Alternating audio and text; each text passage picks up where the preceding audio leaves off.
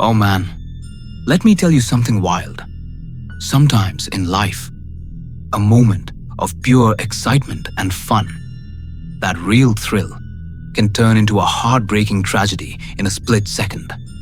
The story I'm sharing with you tonight, the 49th ghost story, is about one of those incredibly tragic ship sinkings.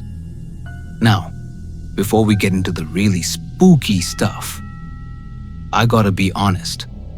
I haven't actually checked the facts on the sinking itself. I don't know if the physical event happened exactly the way Ben, the guy who told this story, who's from Indonesia, describes it.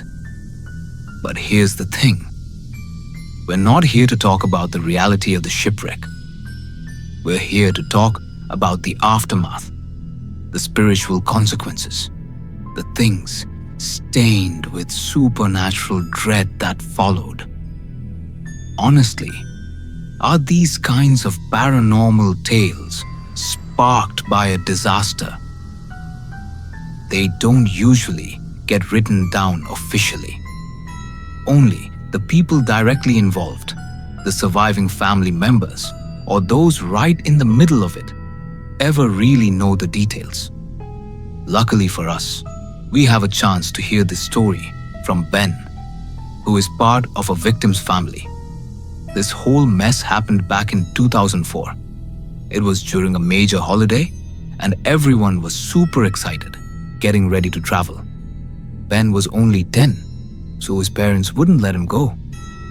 But Ben's older brother, Peter, and his group of 4 close friends decided this holiday was the perfect time to buy ferry tickets and head out to an island for some sightseeing. Back then, the roads weren't nearly as good as they are now. So the boats they took weren't exactly modern or state-of-the-art, you know? But wow, those trips brought huge excitement to young people. Everyone was absolutely thrilled. The ship left the mainland, and they were about 3 hours out when it happened. Since the boat was old, it ruptured. A huge hole opened up in the rear engine compartment. Water just poured in, whooshing everywhere. People started scrambling, frantically trying to gather anything they could to plug the hole. But it was useless. The boat owner even hauled out the pump to bail water. But it was like fate had already decided their number was up. Can you believe it? The pump wouldn't even work. That's when the real panic set in. They started grabbing anything that would float to use as a life preserver. There were dozens of people on board, lots of women and children. Peter and his friends saw the ship starting to go down. They quickly ran out, jumped into the sea, and grabbed whatever floating debris they could find. As soon as they hit the water and looked back, the ship was already sinking. If you knew how to swim, you might have popped up for a moment, but it didn't last long. Non-swimmers started grabbing onto them, dragging them straight under.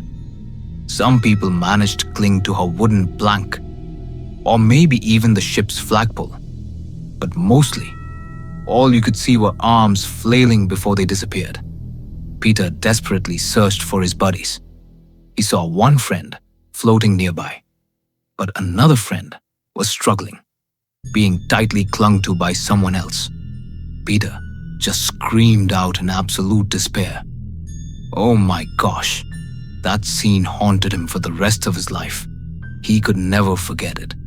Eventually, some fishing boats that were nearby showed up to help. They rescued as many as they could. Then they called the Coast Guard. A lot of people died or went missing in that accident. Peter's group of 5 only came back with 3 survivors. Peter himself floated in the ocean for over 3 hours before they pulled him up. The losses and the trauma were tremendous. But that, my friends, is just the story of the sunken ship. The stories that came after, that's where the true spiritual dread begins. These eerie tales are known to very few people. Take, for example, this woman who ran a food stall near the pier. Her shop wasn't usually busy, and it was on a pretty lonely stretch of road. People usually only stopped by late at night after trips. She was having an awful day. No customers from noon till evening. She was sitting there, feeling totally bummed out, when suddenly 2 canoes pulled up. They were loaded with about 16 young men and women, dressed like they were just returning from a party or a trip. Yes, she probably thought to herself, tonight's gonna be profitable. They all sat down and ordered special servings of rice. They ate, praising the food, saying how delicious it was. Then they asked for a bottle of soda each. The vendor went to the back to get the drinks. When she turned around and came back out, she froze stiff. All 16 portions of rice were completely untouched. The chopsticks were resting on the bowls, but the food was stone cold and had already gone bad. Seriously chilled, and even worse. Where every single person had been sitting, there was a puddle of water. She looked down at the pier, and the canoes were gone. She knew then what had happened. She took a breath, calmed herself down, and placed the sodas beside the cold food bowls. Then she lit a bunch of incense, praying for the spirits to be able to eat their fill. She was so terrified that she closed the shop and quit selling right after that. And it wasn't just her. Everyone who worked near that pier got haunted, constantly spooked. It wasn't just one person either. Everyone experienced it. The most common occurrence was when they were out fishing or dropping nets. They'd look up and see arms flailing in the middle of the current. Instinctively, trying to save someone, they'd throw out their nets and rush the boat over to help as fast as they could. But when they arrived, nothing. They'd often think, oh, maybe the person just sank. But they realized that spot was exactly where the doomed boat had gone down previously. And at night, when they were fishing, they'd hear cries for help, pitiful, horrifying screams. They'd shine their spotlights all around, but they wouldn't see a single thing. Yet the agonizing cries just echoed across the dark ocean. Man, who wouldn't be haunted by that? Lots of fishermen were so scared, they just gave up on that fishing area entirely and moved on. Meanwhile, what about the survivors? Ben's brother, Peter, took a long time just to try and process the shock. And just when he was maybe starting to move past it, a whole new shock, a new story started to unfold. The group of 5 friends that went on that trip included a girl named Mary. People often tried to set Mary up with Peter. They were close friends, and everyone knew they had feelings for each other, even though they hadn't officially started dating. When chaos broke out during the sinking, they all jumped ship and got separated. Mary was lucky enough to be pulled onto a rescue boat, but she was too weak. She just couldn't hang on, and she died shortly after. Peter was devastated. He stayed by her side throughout the funeral. It took him almost 6 months to stabilize his mind, but he told his family that Mary's spirit visited him every single night. She would talk to him until almost morning, or sometimes she would just sit there silently, staring at him. His parents figured he was just traumatized and obsessed with the tragedy. They tried to comfort him, but didn't take the spiritual stuff seriously. Peter got quieter and more withdrawn. He just wanted to sleep and didn't want to go out or see anybody. If people asked, he'd just say he wasn't feeling well and wanted to rest. Around that time, rumors about Mary's ghost started flying around the neighborhood. People were saying Mary's spirit had scared this person or messed with that person. The clearest incident involved Mary's own father. He went to his garden to cut some leaves to line the chicken coop roof. As he was looking around, he heard muffled sounds coming from deep inside a thicket. He kept looking and realized someone was sitting way back in there, and they were sitting in a boat. He was startled. I mean, who wouldn't be? He ran up and brought some neighbors down. They all started chopping down the thick bushes to rescue the person. When they pulled her out, everyone gasped. It was an old woman from the neighborhood known for petty theft. Nobody understood how she got in there. Her body was totally clean and dry, but her mouth was stuffed full of young water coconuts. Once they dug the coconuts out and she woke up, she told them her story. She had paddled her boat into those bushes to cut some leaves. Even though it was a sunny day, it was pitch black inside the thicket. She strained her eyes, and oh boy, she nearly died of fright. She was staring straight at Mary. She said she instantly froze up.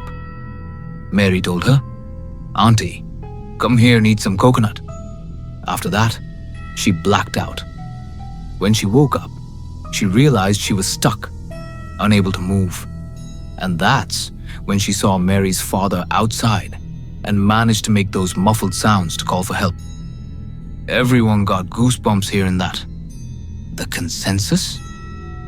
She was probably trying to steal leaves from Mary's house, and Mary's ghost played a prank on her, making her sleep it off in the bushes for the night.